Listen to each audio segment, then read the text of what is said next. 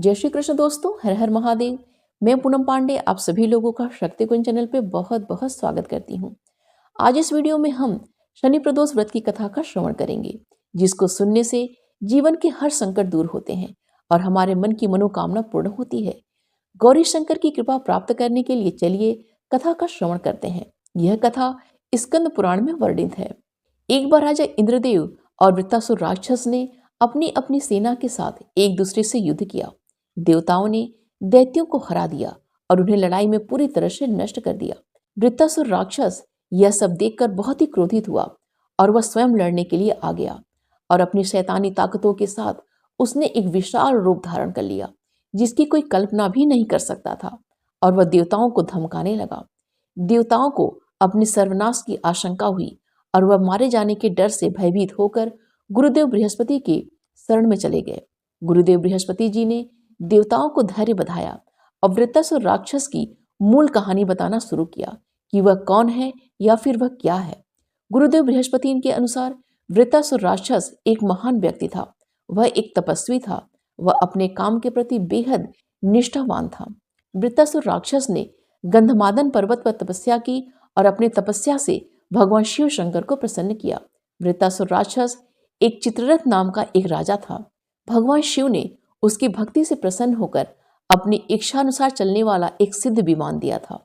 एक बार चित्ररथ अपने विमान पर बैठकर कैलाश पर्वत की ओर प्रस्थान किया।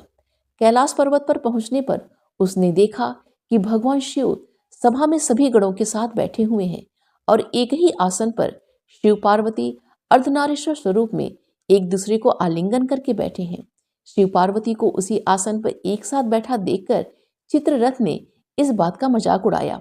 उसने भगवान शिव से कहा कि हे शिव, मनुष्य मोह माया के चक्र में फंस जाते हैं, स्त्रियों पर मोहित होते हैं, लेकिन भरी सभा में कोई स्त्री का आलिंगन करके सभा में बैठे आज तक मैंने नहीं देखा है।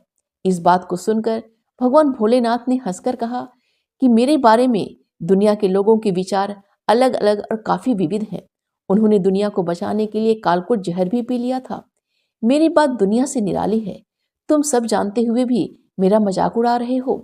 चित्ररथ की बात को सुनकर मां पार्वती जी बहुत ही क्रोधित हो गई और उन्होंने उससे कहा कि समस्त साधुजन और देवी देवता भगवान शिव की पूजा करते हैं और तुम इनका मजाक उड़ा रहे हो। उन्होंने चित्ररथ को श्राप दे दिया कि तुम इसी समय विमान से गिरकर पृथ्वी पे जाओ और एक राक्षस के रूप में हो जाओ।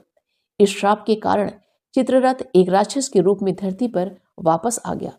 मां जगदम्बा के श्राप से ग्रसित चित्ररथ का जन्म एक राक्षस योनि में हुआ। अपने सर्वोत्तम तपस्या के बल से वह वृत्तासुर राक्षस बन गया। वृत्तासुर बचपन से ही भगवान शिव का अनुयायी था और एक बहुत बड़ा तपस्वी था। गुरुदेव बृहस्पति के अनुसार जब तक इंद्रदेव भगवान शिव और माता पार्वती जी को प्रसन्न करने के लिए प्रदोष व्रत का पालन नहीं करते और विधि विधान से शिव आराधना नहीं करते, उस राक्षस को हराना संभव नहीं था। और उन्होंने सभी प्रदोषों में शनि प्रदोष को विशेष बताया और शनि प्रदोष के पूर्ण होने पर ही उस राक्षस को जीता जा सकता है। उन्होंने ऐसा कहा। देवराज इंद्र ने और सभी देवताओं ने प्रदोष के व्रत का पालन किया और भगवान शिव का अभिषेक किया, उनकी स्तुति की। महादेव की कृपा से वे जल्द ही वृत्तासुर राक्षस को हराने में सफल हो गए। वृत्तासुर राक्षस पराजित हुआ और स्वर्ग में शांति लौट आई। अतः मां पार्वती और भगवान महादेव का आशीर्वाद प्राप्त करने के लिए प्रत्येक व्यक्ति को प्रदोष के व्रत का पालन करना चाहिए और विशेष रूप से शनि प्रदोष को अवश्य ही करना चाहिए। तभी सभी संकटों पर विजय प्राप्त किया जा सकता है। स्कंद पुराण में ही एक अन्य कथा में मां पार्वती के पूछने पे भगवान शिव ने वंश वृद्धि के लिए शनि प्रदोष करने का उपाय बताया है और अगर यह शनि प्रदोष शुक्ल पक्ष में मिल जाए तो वह सबसे उत्तम होता है। महादेव ने बताया है कि शनि प्रदोष करने से पुत्र रत्न की प्राप्ति होती है और वंश की वृद्धि होती है। इस प्रकार स्कंद पुराण में वर्णित शनि प्रदोष की व्रत की कथा संपूर्ण हुई।